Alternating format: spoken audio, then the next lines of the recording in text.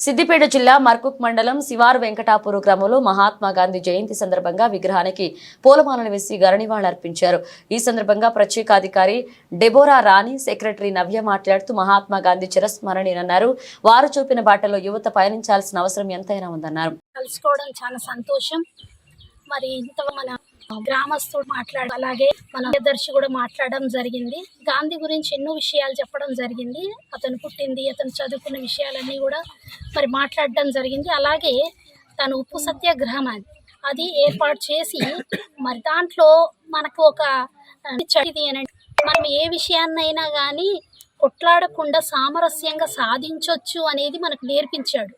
కాబట్టి మనం కూడా మన గ్రామంలో ఏదైనా సమస్యలు ఉన్నప్పుడు మనము తవ్వు పెట్టుకోకుండా మరి అదే విధంగా అదే మాదిరిలో మన సమస్యలను పరిష్కారం చేసుకుంటూ మనకి ఏదైతే లోటు ఉందో, మన గ్రామంలో ఏదైతే మనకు అందుబాటులో లేదో దాని విషయము మన అధికారుల దృష్టికి మొదటగా తీసుకొని వెళ్ళి ఆ విషయం పట్ల మనము శ్రద్ధ కలిగి మరి సామరస్యంగా పనులు చేయించుకుంటే మనకు కూడా బాగుంటుంది. ఆ విధంగా నడవాలి అని చెప్పేసి మనకు ఒక మార్గం చూపించాడు. మరి కులమతం భేదాలు లేకుండా అందరూ కలిసి ఉండాలి. మనం ఒక దగ్గర ఉన్నాము అని అంటే మనమందరం కూడా అన్నదమ్ముళ్ళ వలె ఉండాలని చెప్పేసి గాంధీ గారి ఉద్దేశము. ఆయన యొక్క జన్మదినం సందర్భంగా మనమందరం కూడా ఒకటిగా ఉండాలని నేను ఆశపడుతున్నాను. మరి ఈ సమయం ఇచ్చినటువంటి మీ అందరికీ కూడా నా ధన్యవాదాలు.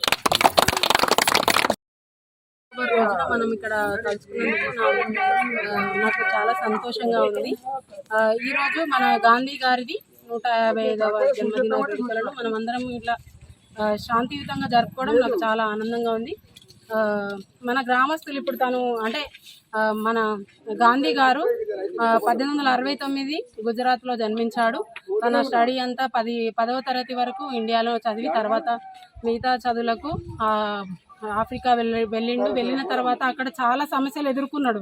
అంటే లోకంలో మన సమాజంలో ప్రతిదీ ఆయన అనుభవించిన తర్వాత తను చాలా శాంతియుతంగా పోరాడి మనకు 1947లో మనకు స్వాతంత్రం వచ్చింది అంటే ఒక ముఖ్య కారణం తన వల్లనే.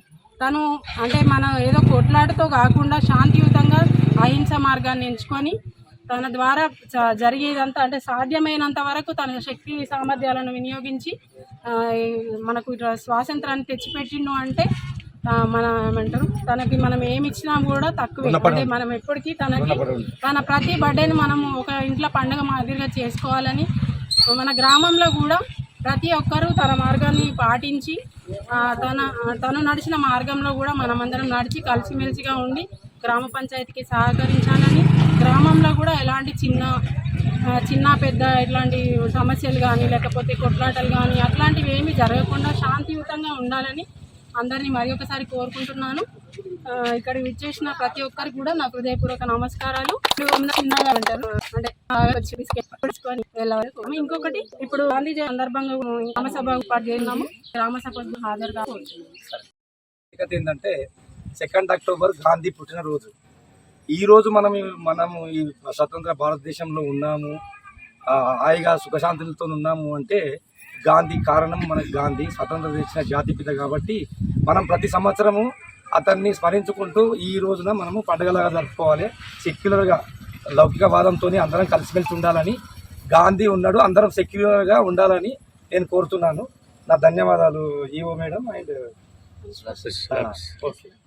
महात्मा गांधी की जय, महात्मा गांधी की जय, बोलो स्वतंत्र भारत की जय, महात्मा गांधी की जय, जातिपिता महात्मा गांधी की जय।